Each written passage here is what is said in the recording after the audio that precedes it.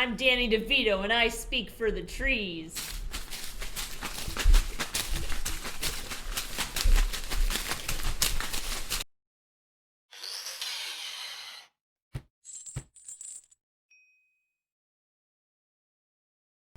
Hello Fredos, this is Chain, welcoming you back to Chain of Commander, and you folks wouldn't believe how much that Danny DeVito cameo cost me. Now, for this month's visit to our base of operations, where we talk about ways to make your mana base work harder for you, I figure we could take a look at one of the most intriguing lands in all of Magic the Gathering, Dryad Arbor. Now, before we get into it, I do ask if you folks enjoy this sort of content, definitely consider hitting that subscribe button. Love to have folks join us going forward. And if you like it, hit the like button to show it.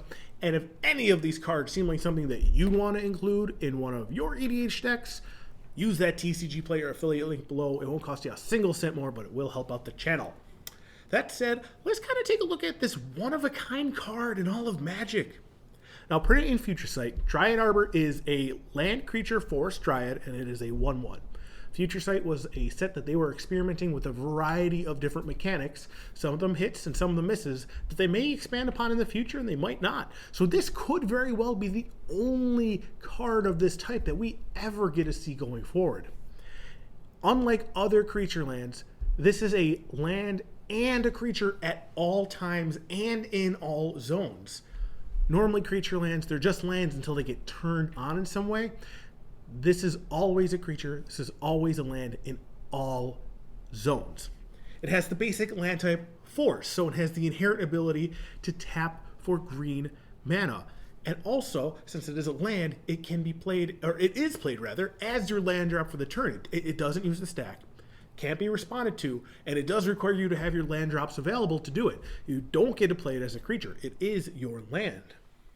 Now, normally lands, they're considered colorless by the rules of the game. However, in the original printing of Dryad Arbor, it had the text, Dryad Arbor is green right on it. In more modern printings, they just indicate that with a little circle in the type line. Just indicates that it's green. So it's a green creature, not colorless like pretty much every other land out there is. So what are some ways you can kind of take advantage of this? Well, because it's a forest, things that fetch forests out of your deck now have the ability to fetch a single creature for you. So things like Wood Elves or Nature's Lore or just printed 3 visits, significantly more accessible now. All of these can now grab a creature out of your deck when they go to get your Dryad Arbor. Fetches, the fetches like Wooded Foothills or Misty Rainforest or Crop Rotation even, can all now instant speed grab you a creature out of your deck that you can use in emergency situations if you like really need a blocker or something. Cards that care about creature count, so Gaia's Cradle, Growing Rights of Itlimoc.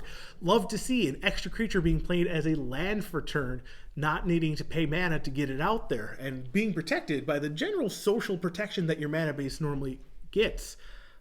Decks that care about creatures entering the battlefield, Soul Sisters, anything with Cathar's Crusade in it, would love to see an extra creature entering the battlefield for free as a land drop for the turn. And most importantly, and this is the one I think is just the biggest bonus for a Dryad Arbor being in a deck, if you are playing Green Sun Zenith, I mentioned before that most lands are colorless. However, Dryad Arbor is indicatively green, and it is a creature, which means it is a legal target for Green Sun Zenith. It has a CMC of 0, so all you need to do is pay the base 1 for the Green Sun Zenith, and you can now get a Dryad Arbor out of your deck. That turns Green Sun Zenith into a 1-mana land ramp spell, and that's super powerful.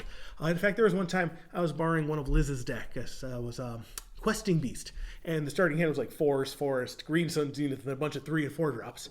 And I'm looking at him like, hey Liz, there's Dryad Arbor in this deck. And she's like, no, not yet. And I had to put that hand away. It wasn't going to work. But if Dryad Arbor was in the deck, that would have been an insanely good opening hand.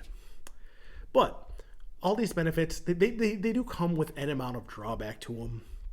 Since Dryad Arbor is a creature, it is still affected by summoning sickness. Have you ever seen a tree vomit? I don't think you want to. This means it cannot tap for mana on the turn that it comes out. It's essentially similar to a tap land in that regards. Also, because as a creature, it still gets affected by removal. If anybody casts like Wrath of God, not only are all your regular creatures out there, you are now Stone Rain too, because that Wrath of God will kill your Dryad Arbor. So, pros and cons away to decide. Let's move those to the side for a moment because I want to talk about another land, a land that's been printed countlessly more times than Dryad Arbor, and that is Colony Garden. First printed in Zendikar, Colony Garden enters the battlefield tapped, and when it enters the battlefield, you create a 0/1 green plant token, and then it taps for green mana. So similarly to Dryad Arbor, it cannot be tapped for mana the turn that it comes in. It gives us the creature to work with, and it produces green mana.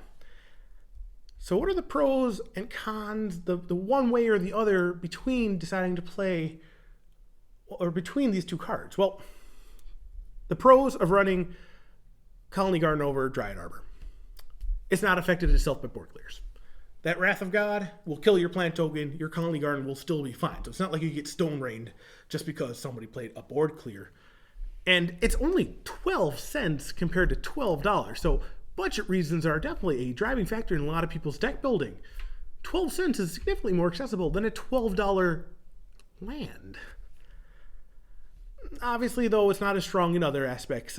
The creature portion, the creatures that it makes. Dryad Arbor is a 1/1. The token created with Colony Garden, it's a 0/1, so it has no hit to it. Can't kill anything. At least Dryad Arbor might be able to kill something.